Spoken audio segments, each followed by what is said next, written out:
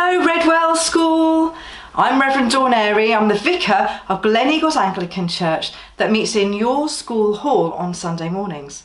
And this is Alice. Together we're going to tell you the Easter story, but keep watching till the very end because we've got some exciting news to share with you too. What are you doing? I'm an Easter bunny. Well, I'm about to tell the children about Easter. Great, I can help you. Maybe in a little bit. Oh. Well, the bunny has nothing to do with Easter. In fact, Easter starts the week before Jesus dies, and it's called Holy Week. Jesus rides into Jerusalem on a donkey, and a lot of people are shouting, "Praise him." Some of them are really happy to see him, but because they don't have a red carpet to roll out, they throw palm branches onto the floor instead. Who are you now? I'm a donkey. Look at my ears, look at my tail. Why are you dressed as a donkey? There's a donkey in the Bible, right? Yes, but you've missed that bit. Oh.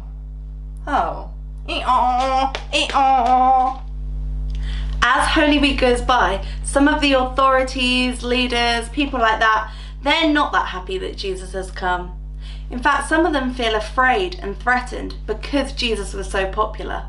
They know the miracles he's done and the lives he's changed, and they couldn't do any of that. So they start to spread rumours about him and try to turn people against him.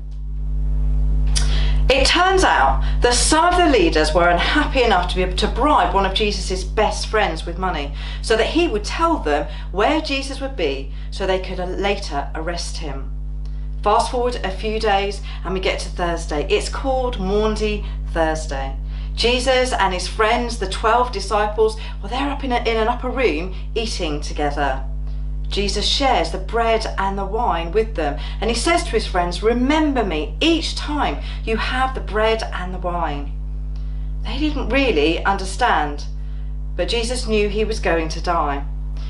Jesus knows that one of them is going to betray him, and he also knows that his friend Peter would deny knowing him 3 times before the cock crowed. Everyone in the room said, "I wouldn't do that." As soon as the meal ended, Judas left. Jesus and the others went down to the garden called Gethsemane and sat and prayed. Well, Jesus prayed.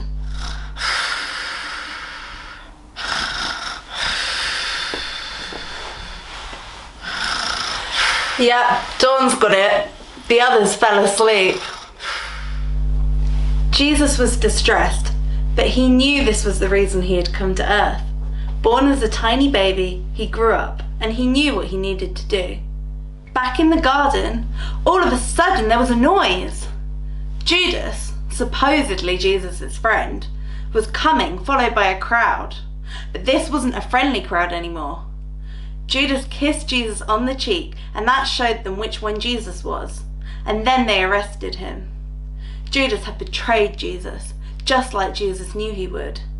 Most of his friends ran away. One friend, Peter, gathered round a fire in the city to try and keep warm and to blend in with everyone else, hoping no one would notice him. But someone does notice him. "You were with Jesus." Peter denies knowing his friend 3 times. Cock-a-doodle-doo! Really, this is a serious story, Dawn. Sorry, just trying to lighten the mood. The leaders tried to charge Jesus with something, anything. The trouble is, he's done nothing wrong. The crowd believe the lies, and they shout, "Crucify him, crucify him." And on the Friday, which we call Good Friday, Jesus was taken through the streets. He was kicked, shouted at, hurt, all while he was made to carry his own cross. A crown that was full of thorns was put on his head, and he hung on the cross and died. But not before he spoke to someone on a cross who was next to him. That man asked Jesus to remember him, and Jesus told him he would be in paradise with him that same day, which means that man had been forgiven for what he had done wrong, and that he would be with Jesus when he died. Jesus died in the afternoon and was put in a tomb. You're really enjoying that chocolate. Yep, it reminds me of Jesus' tomb. I don't think that's why you're eating it. No, I love chocolate Easter eggs. Now, Jesus' friends all thought that was the end, that Jesus wasn't who they thought he was. But then they had an enormous surprise on the Sunday morning, which we now call Easter Sunday. Some of the women went to sit by the tomb, but it was empty.